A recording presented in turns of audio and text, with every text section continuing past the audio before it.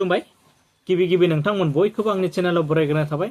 नोंथांमोननि थाखाय मोनसे आपडेट भिडिअ लानानै फैदों आसा खालामो नोंथांमोना दिनैनि भिडिअखौ जागायनायनिफ्राय जोबजासिम नायलांगोन बिटिसिनि चिफ मानगोनां हाग्रामा महिलारि बिथाङा बुंदों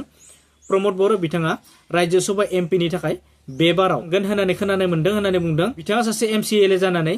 गावनि दोलोखौ फार्स्ट प्रायोरिटी होनानै खामानि मावोमोनब्ला बिथाङा गुबुननो होगौमोन होननानै बुंदों जोंहा साथाम एमएलए दंखायो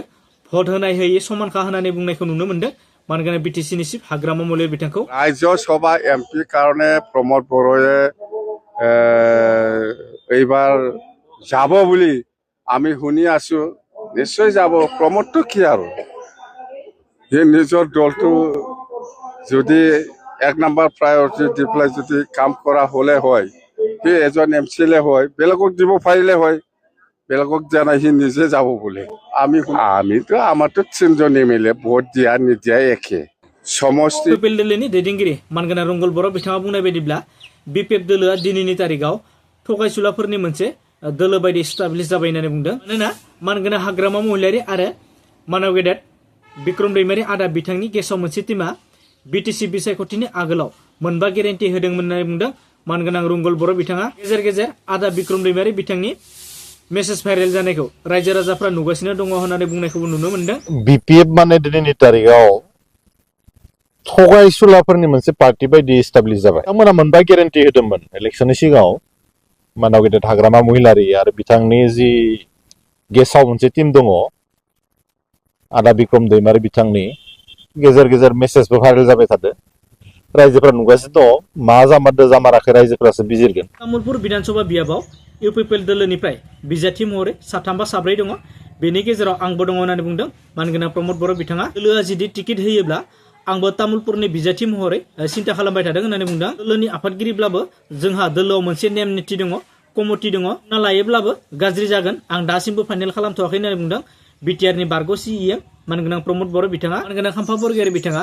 इउपिपिएल दोलोनि सोरजोंबा लिडारजों गोसो गोरोबनायनि थाखाय इउपिपिएल दोलोआव फैदोंमोन नाथाय दायो बिथाङा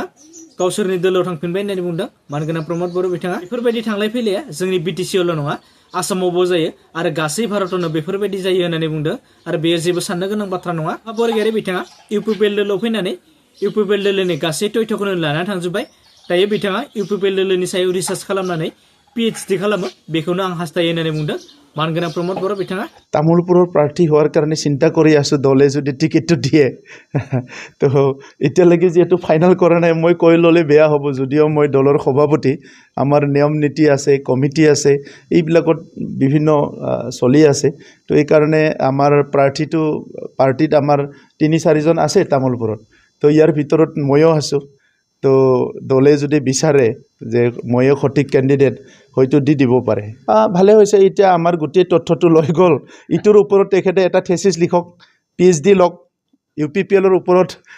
ৰিচাৰ্চ কৰি পিএইচডি লওক সেইটোকে বিচাৰিছোঁ মই थांनाय बिसायख'थियाव इउपिपिएल दोलोखौ माखासे षड़यन्त्रजों फेजेननाय जादों जोंनि सरकारखौ सामलायग्रा जोंजों थाफाग्रा जोंनि साखाथि फाखाथि थाग्रा माखासे मानसिफ्रा हेंथा हेंथि सोमजिहोनायाव जोङो थांनाय बिसायख'थियाव जेननो गोनां जादों बेनिखायनो जोङो 2030 मायथाइयाव गाव हारसिं सरकार दानो हानाय एमसिएलए मोनगोन आरो जोङो रावखौबो लोगो लायालासिनो सरकार दागोन होननानै बुंदों बिटिआरनि बारग' सिएम मानगोनां प्रमद बर' बिथाङा स्पष्ट बुंबाय आङो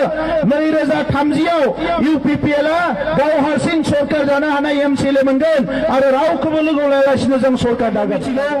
थांनाय बिसायख'थियाव माखासे षड़यन्त्रनि गेजेरजों इउपिपिएलखौ फेजेननाय जादों जोंजों थाफाग्रा जोंजों सरकार सामलायग्रा जोंनि साखाथि फाखाथि थाग्रा माखासे मानसिफ्राबो हेंथा हेंथि माखासे थासारि सोमजिहोनानै जोङो थांनाय बिसायख'थिया गाज्रि जानो गोनां जादों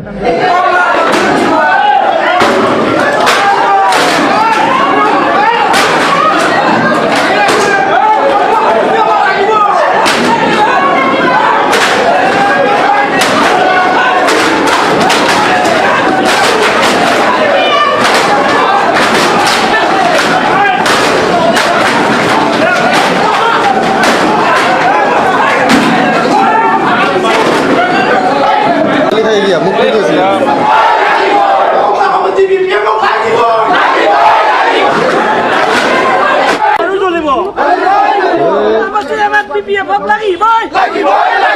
टंला मस्ति BPF आमाक লাগিবই UPPL दलोनि लाइमोन गांखंनि आफादगिरि मानगोनां राकेश ब्रह्म बिथाङा खाम्फा बरगयारिखौ सिनाया खुफा बरगयारि बिथाङासो जोंनि दोलोनिफ्राय थांदों होननानै बुंदों जोंनि दोलोआव खुफा बरगयारि होननाय सासे दंफैयोमोन बिथांखौ जोङो मोनायाव थिक साइड लात मारिनानै हरदों होननानै बुंदों आरो सानै सियाल बोराय दङ बे सानै सियाल बोरायखौबो जोङो लात मारिबाय थादों नोंथांमोना थाबैनो मिथिगोन आरो बिसोर सानैया जोंनि दोलोआव गेसाव बेदर जानो नागिरबाय थायो जोंनि दोलोआव गेसाव बेदर गैया बेनिखायनो बिसोर सानैखौ खिबुआव लात मारिनानै फाथायहरगोन होननानै बुंदों मानगोनां राकेश ब्रह्म बिथाङा माना खुफा बरगयारि सांदों जोंनिफ्राय जोंनाव खाम्फानाय जों सिनाया सासे दंफैयोमोन खुफा बरगयारि बेखौ जों लात मारिनानै फाथायहरदों बेखौ लात मार जों मोनायाव थिगसे आरो सानै सियाल बोराय दंबावो बिसोरखौबो लात मारिगासिनो दं थाबैनो मिथिगोन नोंसोरो बिसोरखौबो माने जोंनि पार्टियाव माने गेसाव बेदर गैया बिसोर गेसाव बेदर जानो नागिरबाय थायो ओंखायनो बिसोरखौ जोङो खिबुआव जोनानै फाथायहरदों बिसोरखौ आरो सानै थांबावगोन बिसोरखौ जोगासिनो दं थांथों होननानै दिनैनि आपडेट भिडिअ बेखिनियानोमोन भिडिअखौ नायनो मोजां मोनोब्ला चेनेलखौ साबस्क्राइब खालाम लोगोसे लाइक कमेन्ट शेयार बेल आइकनखौ दाबायना ला जेब्ला आं गोदान आपडेट भिडिअ लानानै फैगोन अब्ला थाबैनो नोंथांमोननिसिम सहैनाय बायदियै स' थेंक इउ फर वाचिं